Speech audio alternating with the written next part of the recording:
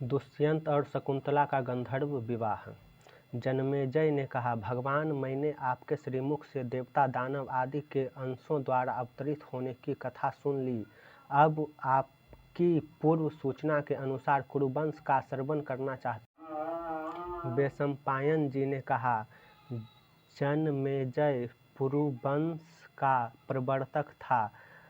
परम प्रतापशाली राजा दुष्यंत समुद्र से घिरे हुए बहुत से प्रदेश और मलेच्छों के देश भी उसके अधीन थे। वह अपनी प्रजा का पालन शासन बड़ी योग्यता के साथ करता था। उसके राज्य में वर्ण संकर नहीं थे। खेती और खानों के लिए प्रयत्न नहीं करना पड़ता था। पाप तो कोई करता ही नहीं था। सभी धर्म के प्रेमी थे, इसलिए धर्म और अर्थ दोनों ही स्वतः प्राप्त थे। चोर, भूख अथवा रोग का भय बिल्कुल नहीं था। सभी लोग अपने अपने धर्म में संतुष्ट थे और राजाश्रय में निर्भय रहकर निष्काम धर्म का पालन करते थे। समय पर वर्षा होती थी, अन्न सरस होते थे और पृथ्वी सब प्रकार से रत्न और पशुधन से परिपूर्ण थी। ब्राह्मण कर्मनिष्ठ थे और छल कपट पाखंड की छाया भी उन्हें नहीं छूती थी। दुष्यंत स्वयं एक बलवान युवक था। उसकी शक्ति इतनी अद्भुत थी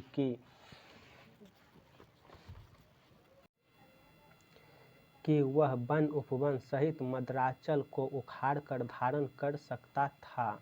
वह गदा युद्ध में प्रक्षेप, विक्षेप, परिक्षेप और अभिक्षेप चारों प्रकारों में और शस्त्र विद्या में बड़ा ही निपुण था। घोड़े और हाथी की सवारी में कोई उसका सानी नहीं था। वह विष्णु के समान बलवान, सूर्य के समान तेजस्वी, समुद्र के समान अक्षोभ्य और पृथ्वी के समान क्षमाशील था। नागरिक और देशवासी प्रेम से उसका सम्मान करते और वह धर्म बुद्धि से सबका शासन करता। एक दिन की बात है, महाबाहु राजा दुष्यंत अपनी चतुरंगिनी सेना के साथ किसी गहन वन में जा पहुंचा। उसे पार करने पर उसे एक मनोहर आश्रम युक्त उपवन मिला। यह उपवन बड़ा ही सुंदर था। वहाँ के वृक्ष खिले हुए पुष्पों से लद रहे थे। दुर्बादलों से पृथ्वी हरी भरी हो रही थी। सुंदर सुंदर पक्षी मधुर स्वरों से चहक रहे थे। कहीं कोकिलों की कुहू कुहू तो कहीं भंवरों की गुंजार। राजा दुष्यंत उपवन की शोभा देख ही रहा था कि उसकी दृष्टि उस मनोरम आश्रम पर पड़ी। उस आश्रम में स्थान स्थान पर अग्निहोत्र की ज्वालाएं प्रज्वलित हो रही थी। बालखिल्य आदि ऋषि यज्ञशाला, पुष्प और जलाशयों के कारण उसकी अद्भुत शोभा हो रही थी। सामने ही मालिनी नदी बह रही थी, जिसका जल बड़ा स्वादिष्ट था। अनेकों ऋषि मुनि आसन लगाए ध्यानमग्न थे। ब्राह्मण देवताओं की पूजा कर रहे थे। राजा को ऐसा मालूम हुआ मानो कि ब्रह्मलोक में खड़ा हूँ। दुष्यंत के नेत्र और मन वन की छटा देखकर तृप्त नहीं होते थे। इस प्रकार राजा दुष्यंत ने सब देखते सुनते काश्यप गोत्रीय कण्व ऋषि के एकांत और मनोहर आश्रम में मंत्री और पुरोहितों के साथ प्रवेश किया। दुष्यंत ने मंत्री और पुरोहितों को आश्रम के द्वार पर ही रोक दिया और स्वयं भीतर गया। वहां उस समय कण्व ऋषि उपस्थित नहीं थे। राजा ने आश्रम को सूना देखकर ऊंचे स्वर से पुकारा, यहाँ कौन है? दुष्यंत की आवाज़ सुनकर एक लक्ष्मी के समान सुंदर कन्या तपस्विनी के वेश में आश्रम से निकली। उसने राजा दुष्यंत को देखकर सम्मान पूर्वक कहा, स्वागत है। फिर उसने आसन पाद और अर्घ्य के द्वारा राजा का आतिथ्य करके उससे स्वास्थ्य और कुशल के संबंध में प्रश्न किया। स्वागत सत्कार के बाद उस तपस्विनी कन्या ने तनिक मुस्कुराकर पूछा कि मैं आपकी क्या सेवा करूं? राजा दुष्यंत ने सर्वांग सुंदरी एवं मधुर भाषिणी कन्या की ओर देखकर कहा, मैं परम भाग्यशाली महर्षि कन्नव का दर्शन करने के लिए आया हूँ। वे इस समय कहाँ हैं? कृपा करके बतलाइए। शकुंतला ने कहा, मेरे पूजनीय पिताजी फल फूल लाने के लिए आश्रम से बाहर गए हैं। आप घड़ी दो घड़ी उसकी प्रतीक्षा तब उससे मिल सकेंगे। शकुंतला की भरी जवानी और अनुपम रूप देखकर दुष्यंत ने पूछा, सुंदरी तुम कौन हो? तुम्हारे पिता कौन हैं? और किस लिए यहाँ आई हो?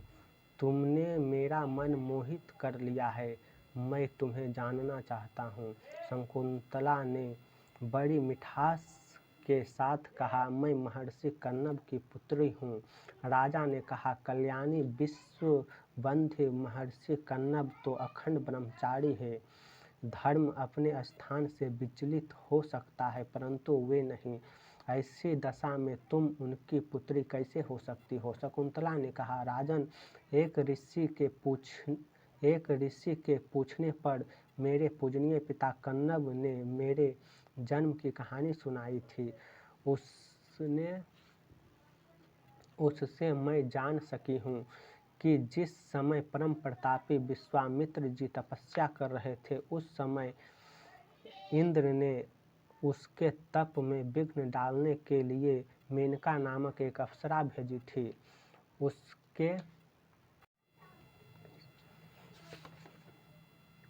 उसी के संयोग से मेरा जन्म हुआ। माता मुझे वन में छोड़कर चली गई।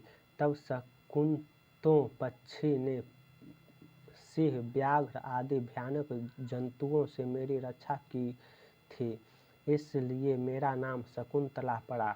महर्षि कन्नव ने वहाँ से उठा लाकर मेरा पालन पोषण किया। शरीर का जन्म, प्राणों का रक्षक और अन्नदाता, ये तीनों ही पिता कहे जाते हैं। इस प्रकार मैं महर्षि कन्नव की पुत्री हूँ। दुष्यंत ने कहा, कल्याणी, जैसा तुम कह रही हो, तुम ब्राह्मण कन्या नहीं, राजकन्या हो, इसलिए तुम मेरी पत्नी हो जाओ। सुंदरी, तुम गंधर्व विधि से मुझसे विवाह कर लो। राजा के लिए गंधर्व विवाह सर्वश्रेष्ठ माना गया है। शकुंतला ने कहा, मेरे पिताजी इस समय यहाँ नहीं हैं। आप थोड़ी देर तक प्रतीक्षा कीजिए, वे आकर मुझे आपकी सेवा में समर्पित कर देंगे। दुष्यंत ने कहा, मैं तुम्हें चाहता हूँ, यह भी चाहता हूँ कि तुम मुझे स्वयं वरण कर लो। मनुष्य स्वयं ही अपना हितैषी और जिम्मेदार है। तुम धर्म के अनुसार स्वयं ही मुझे अपना दान करो। शकुंतला ने कहा, राजन, यदि आप इसे ही धर्मपथ समझते हैं और मुझे स्वयं अपने को दान करने का अधिकार है, तो आप मेरी शर्त सुन लीजिए। मैं सच सच कहती हूँ कि आप यह प्रतीक्षा कर लीजिए, मेरे बाद तुम्हारा ही पुत्र सम्राट होगा और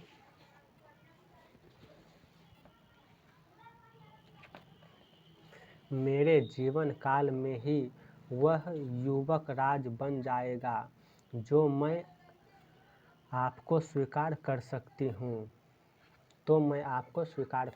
हूँ। दुष्यंत ने बिना कुछ सोचे विचारे ही प्रतिज्ञा कर ली और गंधर्व विधि से शकुंतला का प्राणी ग्रहण कर लिया। दुष्यंत ने उसके साथ समागम करके बारंबार यह विश्वास दिलाया कि मैं तुम्हें लाने के लिए चतुरंगिनी सेना भेजूंगा और शीघ्र से शीघ्र तुम्हें अपने महल ले चलूँगा। इस प्रकार कह सुनकर दुष्यंत अपनी राजधानी के लिए रवाना हुआ। उसके मन में बड़ी चिंता थी कि महर्षि कण्व यह सब सुनकर न जाने क्या करेंगे। थोड़ी ही देर बाद महर्षि कण्व आश्रम पर आ पहुँचे, परंतु शकुंतला लज्जावश उनके पास नहीं गई। त्रिकालदर्शी कण्व ने दिव्य दृष्टि से सारी बातें जानकर प्रसन्नता के साथ शकुंतला से कहा, बेटी, तुमने मुझसे बिना पूछे एकांत में जो काम किया है वह धर्म के विरुद्ध नहीं है। क्षत्रियों के लिए गंधर्व विवाह शास्त्र सम्मत है। दुष्यंत एक धर्मात्मा, उदार, एक श्रेष्ठ पुरुष है। उसके संयोग से बड़ा बलवान पुत्र होगा और वह सारी पृथ्वी का राजा होगा। जब वह शत्रुओं पर चढ़ाई करेगा उसका रथ कहीं भी न रुकेगा। शकुंतला के कहने पर महर्षि कण्व ने दुष्यंत को वर दिया कि उसकी बुद्धि धर्म में दृढ़ रहे और राज्य अविचल रहे।